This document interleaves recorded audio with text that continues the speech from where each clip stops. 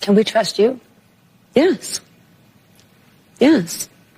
I am not perfect, but I will tell you, I'm always going to put the needs of the people first. Home ownership for too many people in our country now is elusive. You know, gone is the day of everyone thinking they could actually live the American dream. We need a comprehensive plan that includes what we need to do to fortify not only our border, but deal with the fact that we also need to create pathways for people to earn citizenship. Your opponent almost every day seems to be talking about this. So I just want to ask you yes or no. At any point in your life, have you served 2 all-beef patties, special sauce, lettuce, cheese, pickles, onions on a sesame seed bun, working at a McDonald's? Yes or no? That's it. I have. Okay. Now the other job. But it was not a small job. Like, I did the fries. And I say this in all sincerity.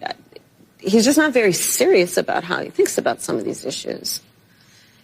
And one must be serious and have a plan, and a real plan that's not just about some talking point ending in an exclamation at a political rally, but actually putting the thought into what will be the return on the investment, what will be the economic impact on everyday people. What we do in terms of giving benefits and assistance to state and local governments around transit dollars, and looking holistically at the connection between that and housing, and looking holistically at the incentives we in the federal government can create for local and state governments to actually engage in planning in a holistic manner that includes prioritizing affordable housing for working people. Probably the biggest gut decision I've made most recently is to choose my running mate.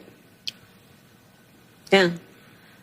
There were lots of good, incredible candidates, and ultimately that came down to a gut decision.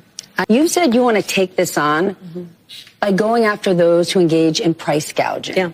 But as somebody who supports free markets, who's a capitalist, how do you go after price gouging without implementing price controls? Because once we get in this zone, people start to get worried and they say, I don't know what she stands for. So just to be very frank, I am never going to apologize for going after companies and corporations that take advantage of the desperation of the American people. Those few companies that would take advantage of the desperation of people and jack up prices, yeah, I'm going to go after them. Yes, I'm going to go after them. Not all unions have gotten behind you. I want to understand, when the Teamsters decided not to endorse you, what was their reasoning? What are they looking for? Well, let me go back to our just previous conversation. I'm very proud to have the endorsement of the steelworkers and almost every other major union in America, because I stand by workers and I stand by the importance of being able to join a union and to understand the benefit and the value of unions. And I understand the importance of investing in new industries and working actively with the private sector to grow our economy. But I'm asking because there's this idea we want something more from her. What is it? Well, here's the thing, that back to your point about previous election cycles, Donald Trump made a whole lot of promises that he did not meet, and one would argue broke. One could watch that and say, well, she didn't give a clear, direct answer. That's okay, because we are not talking about clear or direct issues.